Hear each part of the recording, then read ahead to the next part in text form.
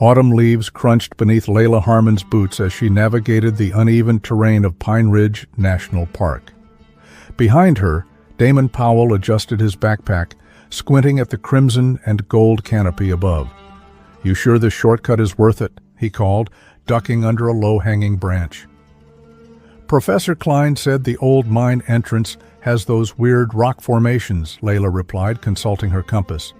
"Nobody comes this way anymore. It'll be perfect for our geology project." The October wind whispered through the pines, carrying the musty scent of decaying foliage. The pair had ventured far from the marked trails, their excited chatter gradually fading into a reverent silence as the forest grew denser around them. "Look at that tree," Damon said suddenly, pointing to a massive oak standing alone in a small clearing. Its trunk, gnarled and ancient, bore the blackened scar of a lightning strike that had split one side, creating a hollow large enough for a person to stand in. "That's gotta be hundreds of years old," Layla murmured, approaching it with the curiosity of a scientist and the caution of an experienced hiker. When she peered into the shadowy hollow, her breath caught. At first it looked like a bundle of sticks and forest debris. But as her eyes adjusted, the unmistakable curve of a human skull emerged from the darkness. "Damon," she whispered, her voice barely audible above the rustling leaves, "call the rangers, now." What they discovered inside the hollow oak would shake the foundation of a 12-year-old mystery. Fragments of faded green fabric, a tarnished metal badge, its surface corroded but the emblem still visible, scattered bones, bleached white by time, and clutched within what remained of bony fingers, a torn map, its edges yellowed and water-stained, bearing a single chilling message scrawled in fading pencil, "Don't trust the path." The remains of Ranger Nolan Beckett had finally been found, but the mystery of what happened during his final hours had only deepened. Welcome to Last Seen Stories, where we unravel the mysteries that time refuses to forget. I'm your host, and today we're venturing into Pine Ridge National Park, a wilderness spanning 2 states where beauty and danger have always walked hand in hand. For decades, this park has collected legends like others collect fallen leaves, stories of hikers who vanish into thin air, of strange lights dancing between trees after sunset, of voices carried on winds where no one should be. But no tale has haunted these woods more persistently than that of Ranger Nolan Beckett. In 1984, this experienced park ranger stepped into the forest and was swallowed by it, leaving behind only fragments of clues and countless unanswered questions. His disappearance would become more than a missing person case. It would transform into a cautionary tale told around campfires, a whispered warning to those who might stray too far from marked paths. The discovery of his remains 12 years later didn't close the book on Nolan Beckett. Instead, it added a haunting new chapter, one written in his own hand on a torn map with the cryptic warning, "Don't trust the path." Before we dive deeper into this chilling mystery, tell us in the comments where you're watching from today. Are there any mysterious disappearances in your local forests? Hit subscribe if you're fascinated by unsolved wilderness cases. Now let's step back to 1984 and meet the ranger whose fate would become intertwined with the very soul of Pine Ridge. Nolan Beckett wasn't just any ranger. He was Pine Ridge personified, a man whose connection to the land ran as deep as the ancient roots beneath the forest floor. Born in the small town of Everdale, just beyond the park's western boundary, Nolan grew up with Pine Ridge as his backyard. His father had worked as a seasonal ranger, instilling in his son both a profound respect for nature and a healthy wariness of its dangers. By age 8, Nolan could identify every bird song echoing through the trees. By 12, he could navigate the main trails blindfolded, and by 16, he was leading unofficial tours for local kids, showing them hidden waterfalls and secret viewpoints that didn't appear on any visitor maps. After college and a brief stint with the Forest Service in Montana, Nolan returned home at 23, joining the Pine Ridge Rangers with the ease of someone slipping into a favorite coat. His colleagues quickly recognized his uncanny ability to predict weather changes hours before they occurred and his knack for finding lost hikers as if he could read the forest's mind. Nolan had this sixth sense, recalled retired Chief Ranger Thomas Whitaker. He'd suddenly go quiet, tilt his head like he was listening to something none of us could hear, and then he'd point and say, "They're over there." And he was always right. At 28, Nolan married Maris Calloway, a wildlife photographer whose love for Pine Ridge matched his own.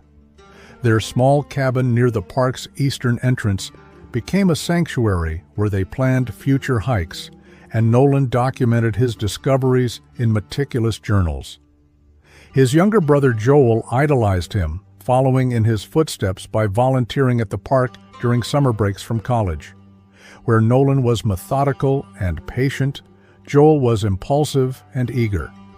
Nolan took it upon himself to temper his brother's enthusiasm with wisdom, teaching him to read the subtle warnings the forest provided to those who knew how to listen. What set Nolan apart, according to those who knew him best, was his relentless curiosity about the park's history. He collected local legends like treasures, investigating stories of lost miners, mysterious disappearances, and unexplained phenomena with the thoroughness of a detective.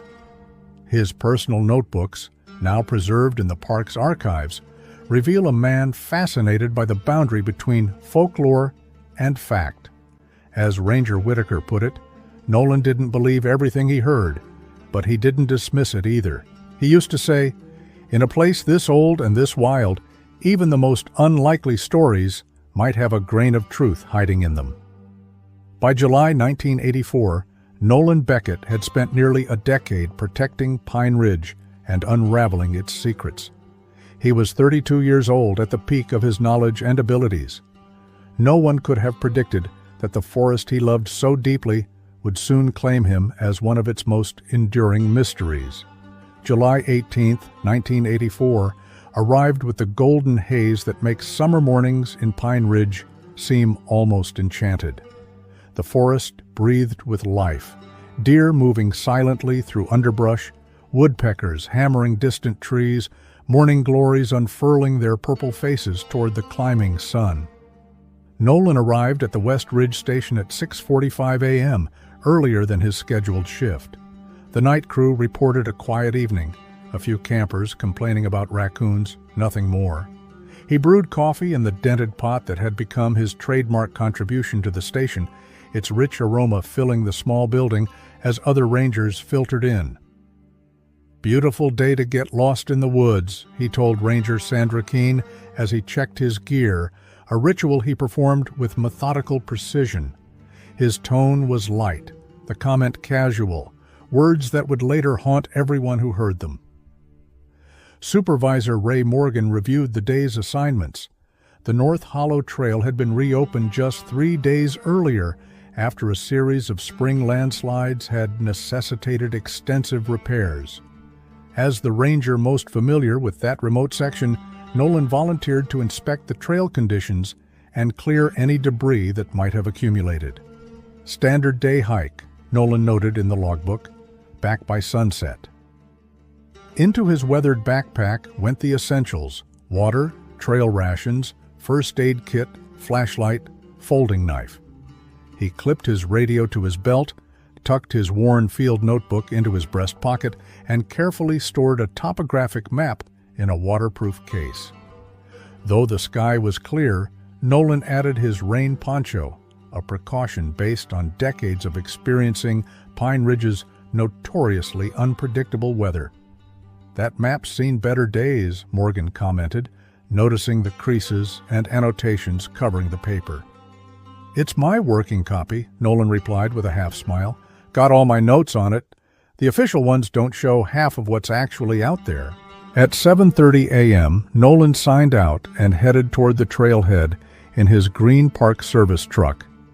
A maintenance worker was the last person to see him at the North Hollow parking area, where Nolan transferred his gear to his backpack and set off down the trail, his tall figure soon swallowed by the dense forest. The morning unfolded without incident. Nolan checked in via radio at 9:15 a.m. "Trail looks good. Crew did a solid job on those washouts, continuing to the creek crossing." His voice was clear, professional, giving no hint of concerns. By 11 a.m., the July sky had transformed. Dark clouds gathered over the western ridge, unusual for that time of year.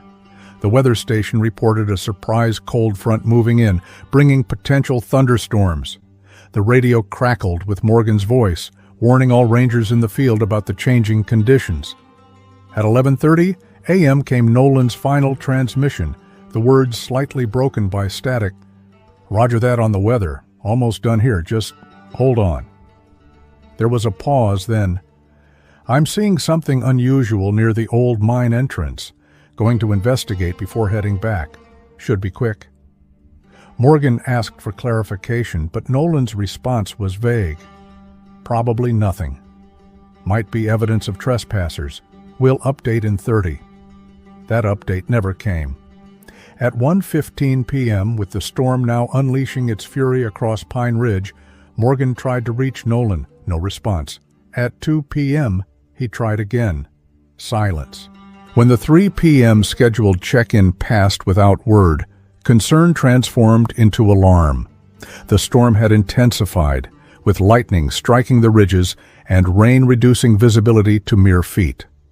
By 4:30 p.m., with the tempest still raging and no word from their most experienced ranger, the search and rescue protocols were officially activated.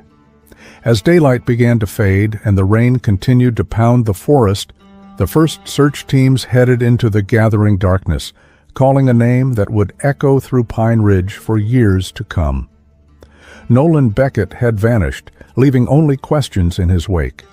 The first night of searching unfolded in the worst possible conditions. Rain fell in blinding sheets, transforming gentle streams into raging torrents and washing away potential tracks.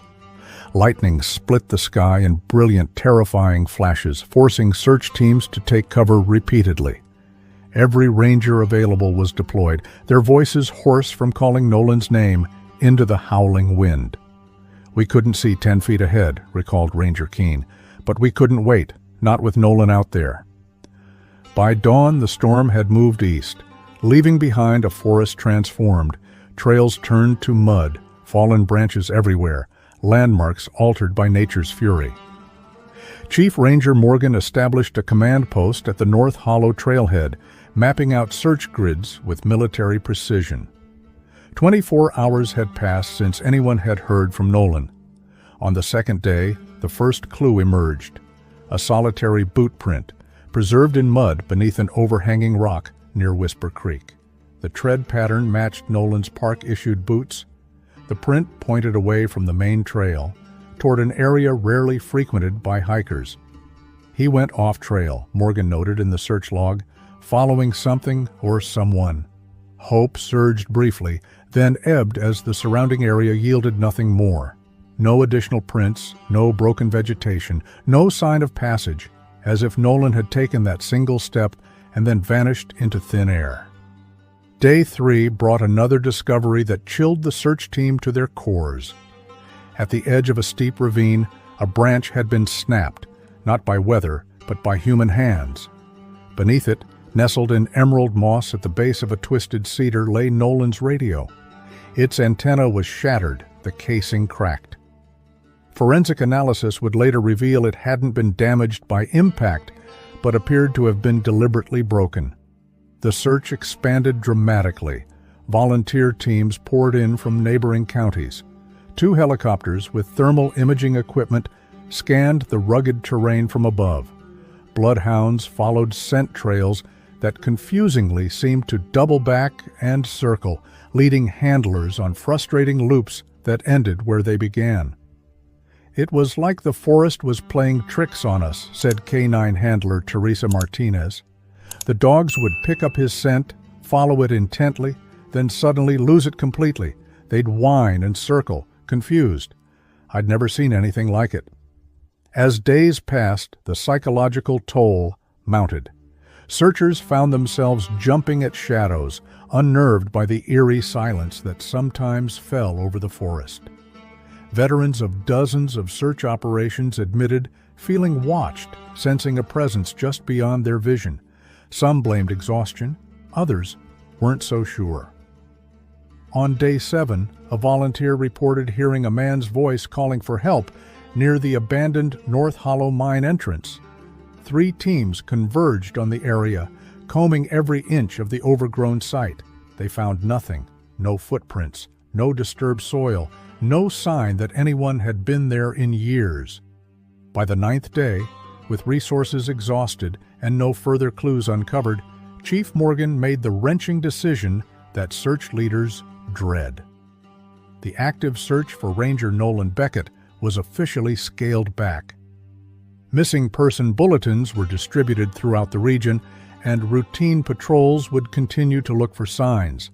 But the concentrated effort, involving over 50 personnel, hundreds of volunteer hours, and thousands of acres searched, had come to its inconclusive end. Nolan's pack, his notebook, his map, and Nolan himself remained missing, swallowed by a wilderness that refused to yield its secrets. The abrupt end of the search left a wound in the Pine Ridge community that refused to heal. For Nolan's wife, Maris, and brother Joel, the official conclusion, missing, presumed deceased due to exposure or accident, was an unacceptable period on a sentence they believed was still being written. "My husband knew this forest better than anyone," Maris told local reporters, her slip between tenses revealing the painful limbo of loving someone who has vanished.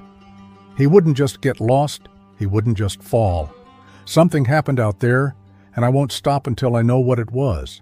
Joel, then just 24 and finishing his degree in environmental science, deferred his graduate studies to remain in Everdale. They didn't look hard enough, he insisted during late nights at the town's only bar. They didn't check the old mining tunnels thoroughly. There are passages down there that don't appear on any maps. As weeks turned to months, theories multiplied like the forest's underbrush after spring rain. They fell broadly into 4 categories, each with its passionate adherents and skeptics. The accident theory, championed by most park officials, suggested that Nolan had simply encountered bad luck in a dangerous place. Perhaps he'd fallen into a ravine not yet searched, or been struck by lightning during the storm. The broken radio and scattered clues could be explained by animal activity in the aftermath. It was clean, logical, and required no conspiracy or supernatural elements, just the simple, harsh reality that even the most experienced outdoorsman could meet with tragedy. The criminal encounter theory gained traction after 2 arrests for illegal hunting within park boundaries that August. Could Nolan have stumbled upon poachers or a hidden marijuana grow operation? The deliberate breaking of his radio suggested human intervention. Anonymous calls to the ranger station hinted at certain people who wanted to ensure Nolan stopped asking questions about things that weren't his business. The voluntary disappearance theory seemed least likely to those who knew Nolan, but strangers found it compelling. Had the ranger simply walked away from his life, created a new identity somewhere far from Pine Ridge? Rumors of marital problems, vigorously denied by Maris, and financial struggles, equally untrue, fueled this speculation. The torn map and broken radio could have been clever misdirection. And then there was the theory that spoke in whispers, gaining strength around campfires and in the corners of local diners, the supernatural explanation. Old-timers recalled legends of the shifting woods, areas within Pine Ridge where trails seemed to move overnight, and familiar landmarks appeared in impossible places. They spoke of hikers from decades past who had reported disorientation, lost time, and glimpses of figures that shouldn't exist. Some claimed the abandoned mines had disturbed something ancient beneath the forest floor. Others pointed to historical disappearances in the same region dating back to the 1800s. Regional newspapers covered the mystery extensively at first, then sporadically, as newer stories demanded attention.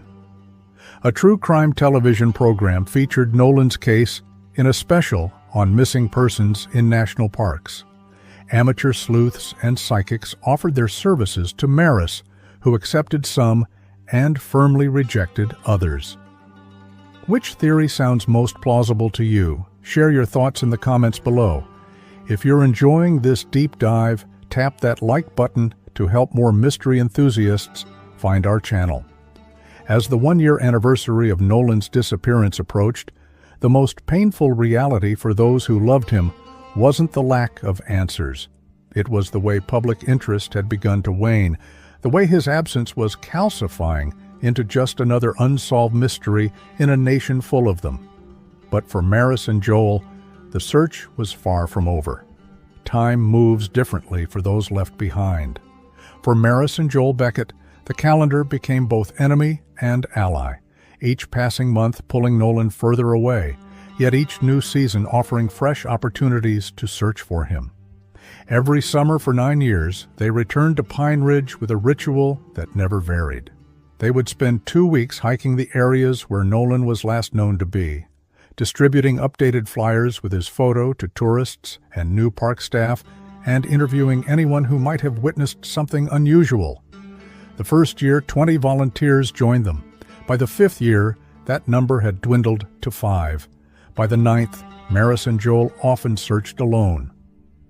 "People expect you to move on," Maris confided to a local reporter on the 5th anniversary. "They don't understand that without answers, there's nowhere to move on to.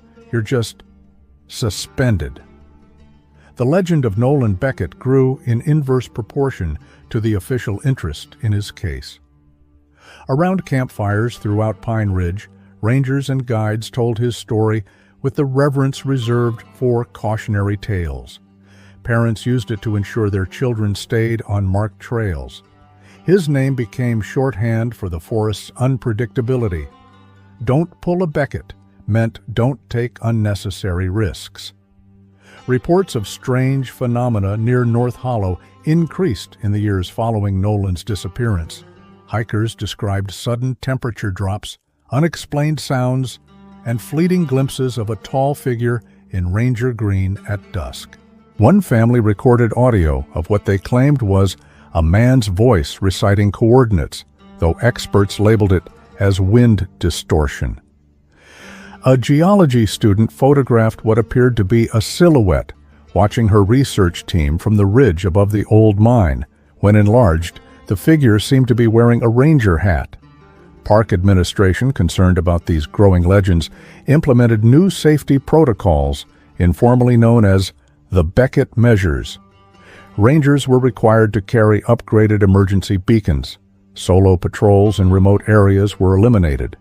Check-in schedules became more frequent, with clear escalation procedures for missed communications. Joel Beckett's life underwent a profound transformation during these years. The eager young man who had once relied on his brother's guidance became something harder, more focused. He completed his education, then surprised everyone by applying to the Park Ranger Academy. In 1992, he returned to Pine Ridge wearing the same uniform his brother had worn, assigned to the same station. "I need to see what he saw," Joel explained during his first week on the job. "I need to know what he knew." For Maris, the path forward was more complicated. After 6 years of living in a home filled with Nolan's belongings, preserved exactly as he'd left them, she finally began the painful process of moving on, not from the search, but from the holding pattern her life had become. She packed his clothes, but kept his notebooks. She returned to photography, her first love. In 1993, she married Thomas Reed, a kind man who understood her ongoing commitment to finding answers about Nolan. "Tom doesn't try to replace Nolan," she told Joel. "He just helps me carry the weight of his absence." The official investigation remained technically open, but practically dormant. The file, once prominently displayed on desks at the ranger station, migrated to a cabinet, then to a box, and finally to the records room, rarely visited except to retrieve historical data. By 1996, Nolan Beckett's disappearance had settled into the background radiation of Pine Ridge. All was present, but seldom at the forefront of conversation. The mystery had aged into legend. The pain had dulled to a manageable ache for most who remembered him.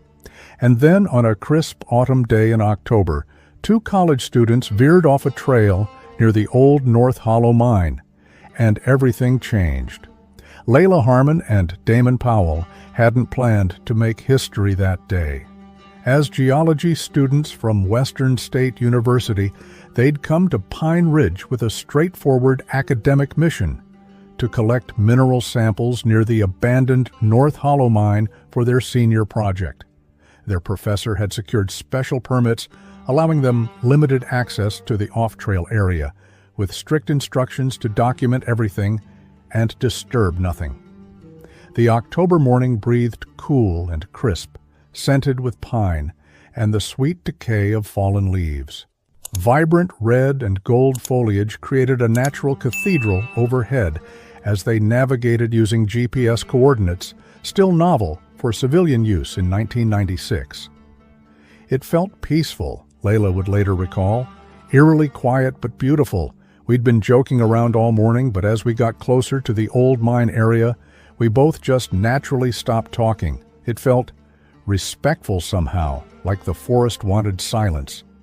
They were approximately half a mile from their destination when they entered a small clearing dominated by an ancient oak tree. Its massive trunk, at least 5 feet in diameter, bore the blackened scar of lightning damage that had hollowed out one side. The tree still lived, its upper branches heavy with acorns and autumn leaves, but its heart had been burned away, leaving a cavity large enough for a person to stand in. "I'm still not sure why I felt compelled to look inside," Damon said during later interviews. "Scientific curiosity, I guess.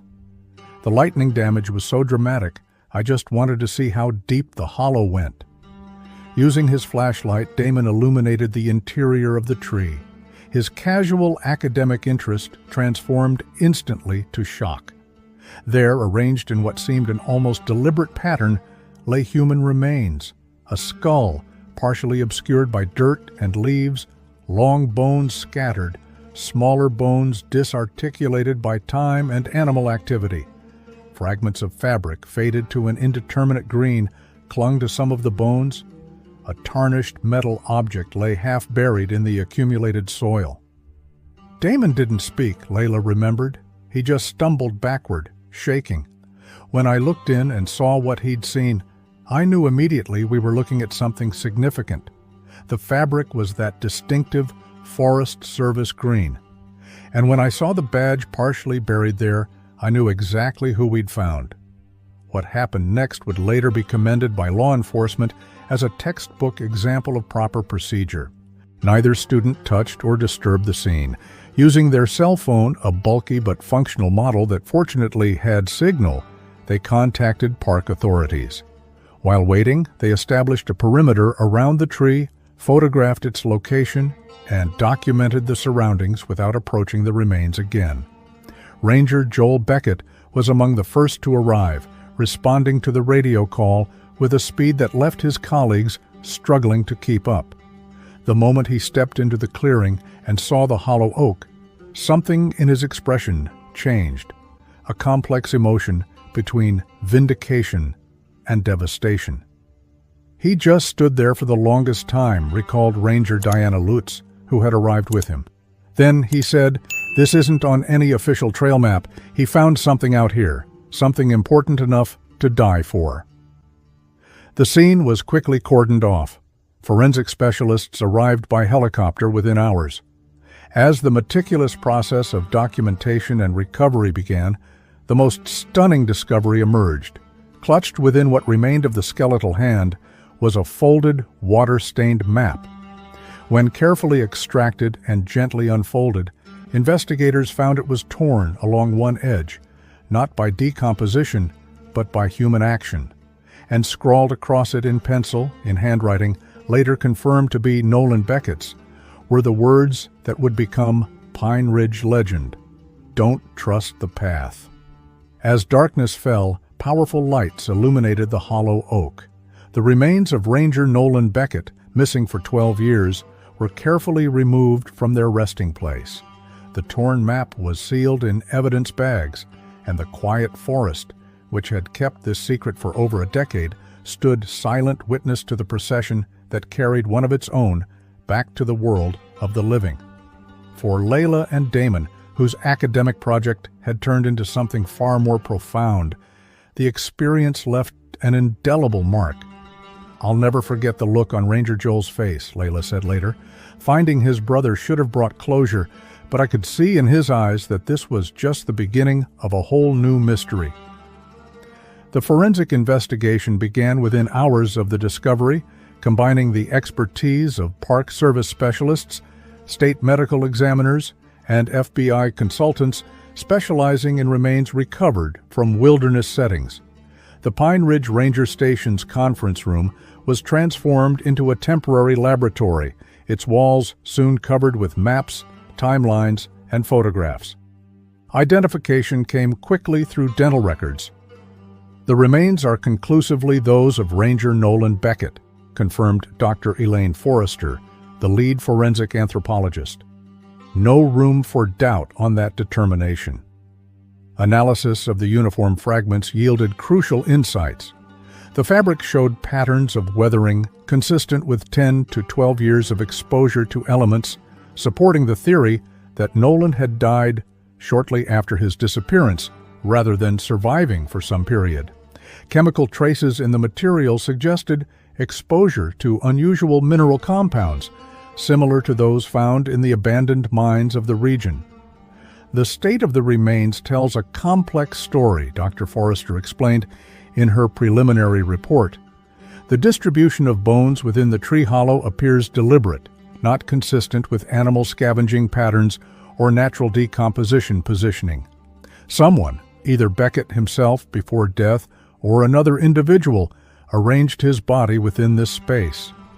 The most puzzling aspect was the absence of certain bones, specifically several fingers, 3 ribs, and the left foot. While animal activity could explain some scattering, the selective nature of the missing pieces suggested something more deliberate. No sign of these bones was found, despite an extensive search of the surrounding area. The cause of death remained frustratingly inconclusive. No obvious trauma was visible on the recovered bones, no fractures indicating a fall, no cut marks suggesting violence. Toxicology tests on remnant tissues preserved in the protected environment of the hollow yielded no definitive results, though trace elements of an unidentified organic compound were noted. "We cannot rule out natural causes, exposure, or even poisoning," Dr. Forrester stated. "Equally, we cannot confirm any of these. The remains simply don't tell us enough about how he died." The torn map quickly became the investigation's centerpiece. Carefully preserved by its location within the clutched hand and the relatively protected environment of the tree hollow, it retained legible markings despite water damage and the passage of time. Analysis confirmed it was a standard-issue topographic map of Pine Ridge, heavily annotated in Nolan's distinctive handwriting. The map revealed trails that didn't appear on official park documents, narrow paths marked with careful lines that wound through areas traditionally considered impassable. Points of interest were indicated with Nolan's initials NB and cryptic symbols, circles, stars, and in one location, a carefully drawn question mark. Most significantly, the map had been deliberately torn. The missing section, roughly triangular and approximately 3 inches at its widest point, had been removed from the northeastern quadrant, precisely the area containing the North Hollow Mine and surrounding terrain. The tear pattern indicates a deliberate removal, not accidental damage, confirmed paper conservation specialist Dr. Renata Klein. "The edge is too clean, too precise. Someone wanted that specific section of the map removed." The phrase "Don't Trust the Path" was written in pencil along the bottom margin, the pressure of the writing suggesting urgency. Handwriting analysis confirmed it matched samples from Nolan's notebooks and official reports. The question becomes, said FBI consultant Lawrence Hargrove, was Beckett warning himself or leaving a message for whoever found him? And which path wasn't to be trusted, a literal trail or something more metaphorical? As the investigation proceeded, Joel Beckett was granted limited access to the findings, both as family and as a park ranger with relevant local knowledge. His reaction to the torn map was particularly telling. "He's pointing us somewhere," Joel insisted, studying the annotations. "These aren't random marks. Nolan was methodical. These are breadcrumbs." The forensic investigation continued for weeks, yielding fragments of answers, but no cohesive narrative. The official report, released 2 months after the discovery, concluded with a statement that satisfied no one. Ranger Nolan Beckett's death occurred under undetermined circumstances in July 1984. While foul play cannot be conclusively established, certain aspects of the case, particularly the deliberate placement of remains and the intentionally torn map, suggest intervention either by Ranger Beckett himself or by persons unknown. The investigation remains open pending further evidence. For those who had searched for Nolan, for those who had loved him, and for those who had been drawn into his mystery, this clinical assessment felt woefully inadequate. The forest had finally returned Nolan Beckett, but it had kept the full truth of what happened to him buried in its shadows. As news of the discovery spread through the Pine Ridge community, people who had known Nolan or been involved in the original search came forward with information they had previously considered irrelevant or had been reluctant to share. These new perspectives, combined with fresh analysis of old evidence, began to form a more complex picture of what might have happened in those final hours of July 18, 1984. Ranger Victor Mendez, who had worked alongside Nolan for 7 years before transferring to Yellowstone in 1985, returned to Pine Ridge after hearing the news. His revelation stunned investigators. Nolan wasn't just doing routine patrols that summer, Mendez explained during a formal interview. He was conducting his own investigation into historical disappearances in the park. He'd identified at least 3 cases between 1950 and 1975 where hikers had vanished specifically in the North Hollow region. He believed there was a pattern no one else had noticed. This information prompted a search through the park's archives, where Nolan's personal notebooks were still preserved. The entries from the months preceding his disappearance revealed a ranger increasingly obsessed with these cold cases and the geography surrounding them. May 12, 1984, found references to unusual mineral deposits near the abandoned shaft. Same area where Jenkins disappeared in '62? Coincidence? NB, June 3, 1984. Topographical anomaly doesn't match any survey. Natural feature or something else? Need better equipment to verify. NB, July 2, 1984. Third compass malfunction in same location. Electromagnetic interference. Old mining equipment shouldn't still be active. Something else down there. NB, his final entry, dated July 17, 1984, the day before his disappearance, was particularly chilling. Meeting with Morgan tomorrow to request official investigation. Don't want to go back alone. Too many coincidences to ignore now. If I'm right about the connection between the disappearances and the words scratched out, this changes everything we thought we knew about this section of the park. Joel Beckett developed his own theory based on these notebooks and his intimate knowledge of both his brother and the terrain. Nolan found something in those old mining tunnels, he insisted, something connected to the disappearances he was tracking. I think he went back one last time to gather concrete evidence before making an official report, and someone or something stopped him. Supporting Joel's theory was the surprising testimony of Dr. Eleanor Wright, a forensic botanist brought in to analyze plant growth patterns around the hollow oak. Her findings challenged the assumption that Nolan's body had been in the tree since 1984. The botanical evidence suggests the tree hollow was artificially enlarged approximately 8 to 10 years ago, Dr. Wright reported. The growth patterns of fungus and moss inside the cavity indicate a significant disturbance to the interior surface around 1986 to 1988, at least 2 years after Ranger Beckett's disappearance. This revelation suggested a stunning possibility. Nolan's remains might have been moved to the hollow oak after his death rather than the tree being his initial resting place.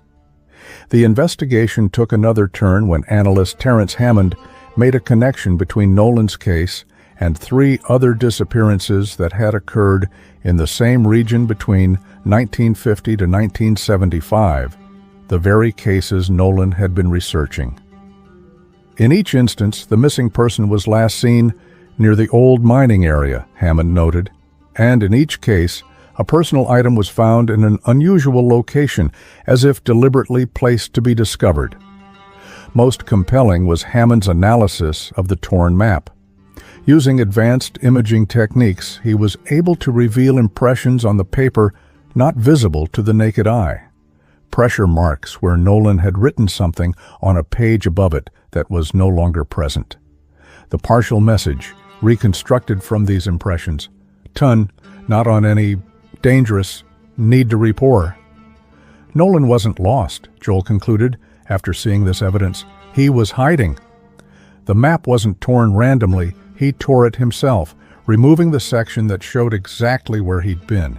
He was protecting someone or something, and he knew he was in danger. This case has so many layers. If you want more videos exploring mysterious national park disappearances, hit that like button and let us know in the comments which park you think we should cover next. As compelling as these new theories were, they raised as many questions as they answered. If Nolan had been investigating historical disappearances, what had he discovered that was worth killing for? If his body had been moved to the tree hollow years after his death, who had moved it, and why?